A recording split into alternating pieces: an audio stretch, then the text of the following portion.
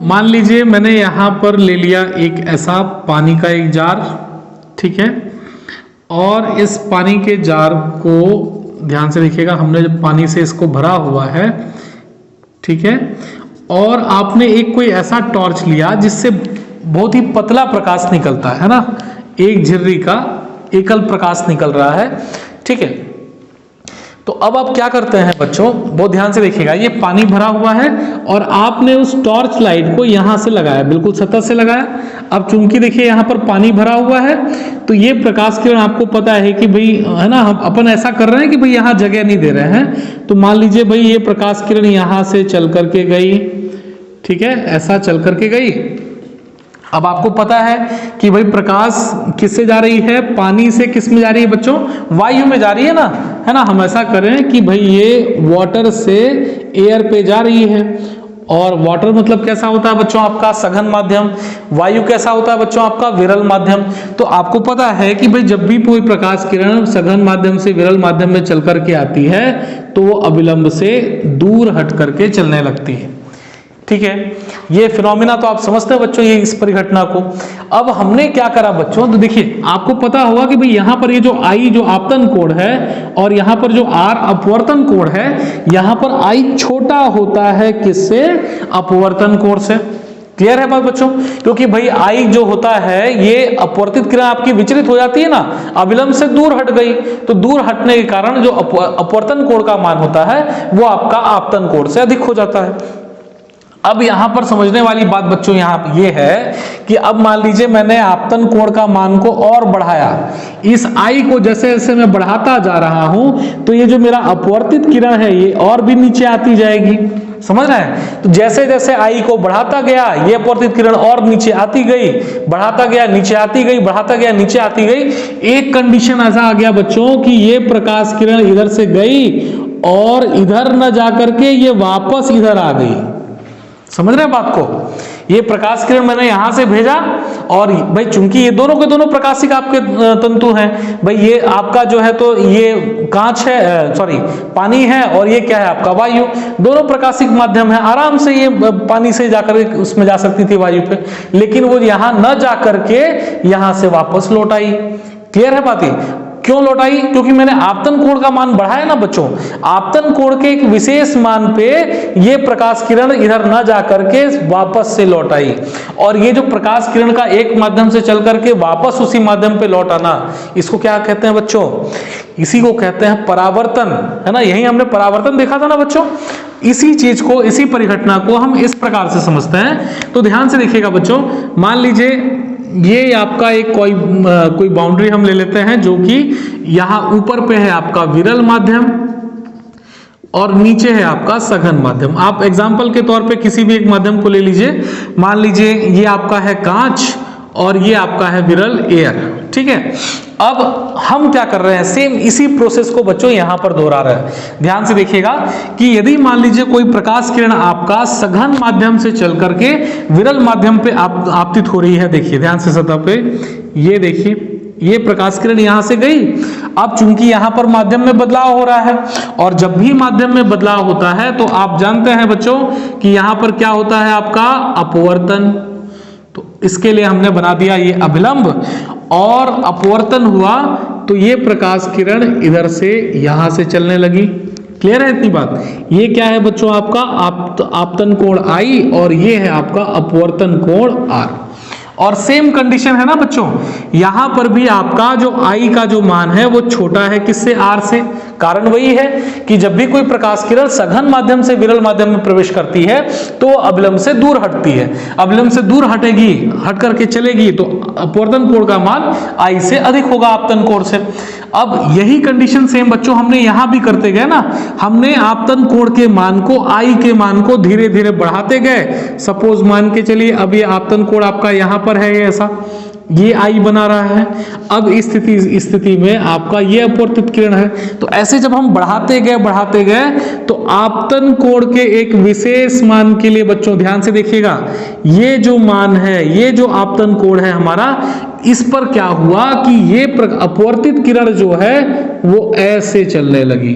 मतलब जो दोनों माध्यमों को मिलाने वाली जो आपका सतह कांटेक्ट सरफेस है उस सतह से ऐसे चलने लगी, या हम कहें जो अभिलंब है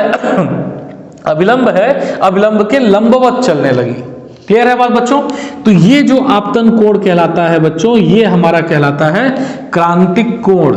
क्या कहलाता है बच्चों यहाँ पर? ये क्रांतिक कोण। ध्यान दीजिएगा, क्रांतिक कोण किसे कहते हैं? आपतन कोण का वह विशेष मान, आपतन कोण का वह विशेष मान जिसमें अपवर्तित किरण अभिलंब से 90 डिग्री का कोण बनाते हुए चले, है ना, जिससे अपवर्तित किरण अभिलंब से कितने डिग्री का कोण बना रही है? देखो बच्चों 90 डिग्री का कोण बना रही है, उसको हम क्या कहेंगे? उस आपतन कोण को हम क्रांतिक कोण कहेंगे।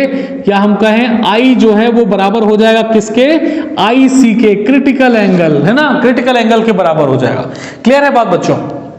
अब चूंकि आप आपतन कोण के मान को बढ़ाते जा रहे थे, अपवर्तन कोण का मान बढ़ता जा रहा था, बढ़ते बढ़ते क्रांतिक कोण में 90 डिग्री पहुंचने लगा। अब जैसे ही बच्चों आपने इस क्रांतिक कोण के मान से ज्यादा, है ना, इस क्रांतिक कोण से ज्यादा के आपतन कोण से किसी प्रकाश को आपतित कराया, देखिए ये वाले को देख रहे हैं, क्रांतिक कोण से अधिक कोण से आपने प्रकाश को आपतित कराया, तो ये प्रकाश एक नई परिघटना को परिलक्षित कर रही है ना। ये प्रकाश इधर न जा करके, चूंकि यहां से और ये आर का मान बढ़ेगा, तो ये सॉरी दूसरे माध्यम पे न जा करके ये उसी माध्यम पे बच्चों वापस लौट गई। देख रहे हैं, जो कंडीशन हमारा यहां पर हो रहा था वही कंडीशन सेम यहां पर भी हो रहा है। ये आपका आपतन कोण है और ये क्या है? आपका अपवर्तन, सॉरी अपवर्तन इसको नहीं बोलना चाहिए ना, अपवर्तन कोण तो ये हुआ आपका ऊपर वाला। तो प्रकाश किरण हमारा जिस माध्यम से गया था उसी माध्यम पे वापस आ गया, और ये परिघटना हमारी बच्चों क्या कहलाती है? इसी को तो हम परावर्तन कहते हैं ना, है ना। तो यहां पर चूंकि दो माध्यम है, सघन माध्यम और विरल माध्यम, दोनों प्रकाशिक माध्यम है, और प्रकाश किरण हमारा सघन से विरल पे चल करके आ रही है, लेकिन ये विरल पर न जा करके वापस से उसी माध्यम में लौट आ रही है। इस पूरी परिघटना को बच्चों हम कहते हैं पूर्ण आंतरिक परावर्तन। क्या कहेंगे इसको बच्चों हम लोग?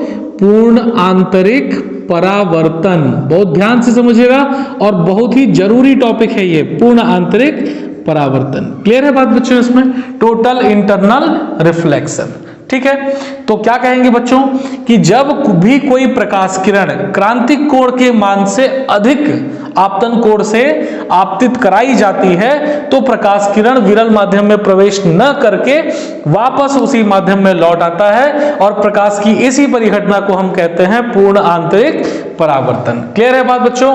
तो ध्यान रखना है कि पूर्ण आंतरिक परावर्तन के लिए आपका आपतन कोण का जो मान होना चाहिए ये ज्यादा होना चाहिए, किससे? क्रांतिक कोण के मान से। क्योंकि आपने देखा हुआ है कि क्रांतिक कोण के मान में प्रकाश कैसा चलता है? अपवर्तन के पश्चात अभिलंब से 90 डिग्री का कोण बनाते हुए चलता है।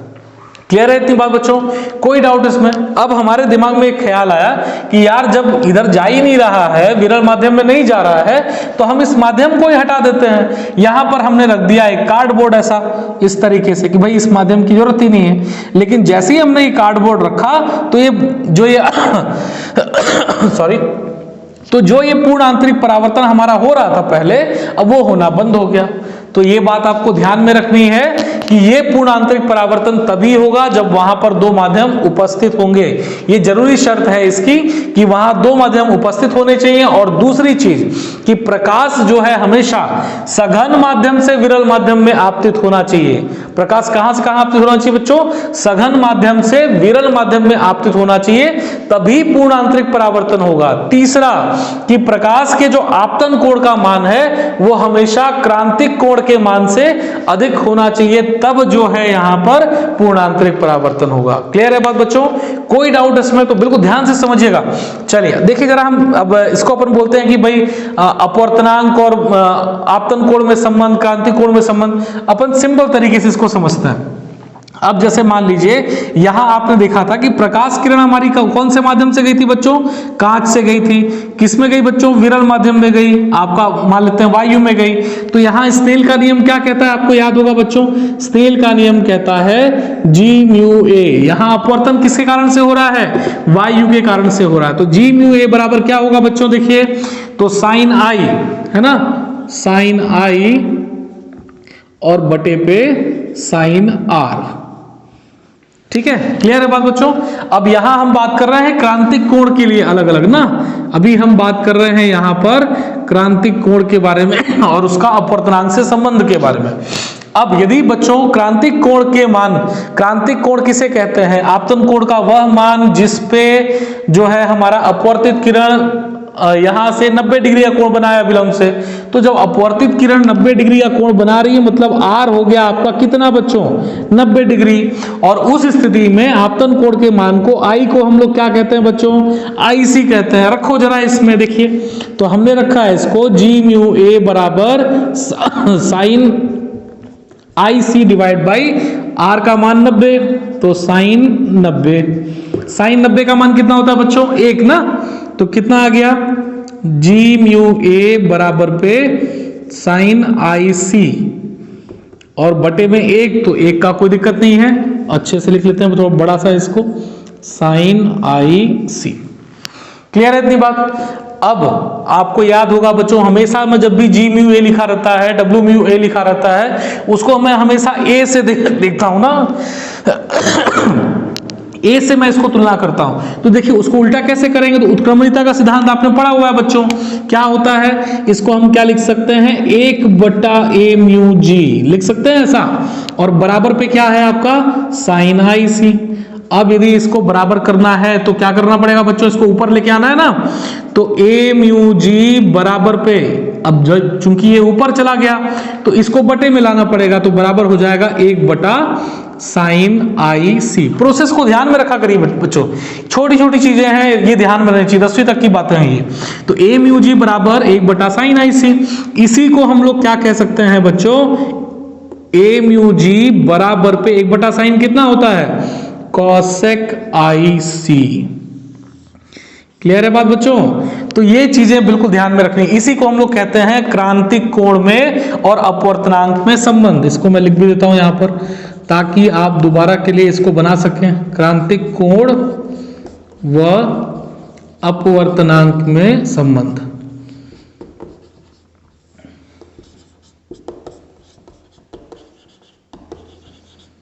ठीक है बच्चों, तो क्रांतिक कोण आपको क्लियर हुआ। पूर्ण आंतरिक परावर्तन क्या होता है वो भी आपने समझा है ना। अच्छा, कुछ चीजें ध्यान में रखनी है बच्चों। क्रांतिक कोण का जो मान है वो किस पे निर्भर करता है? अपवर्तनांक के मान पे निर्भर करता है। यदि अपवर्तनांक अधिक है माध्यम का तो वहां पर क्रांतिक कोण का मान अधिक होगा।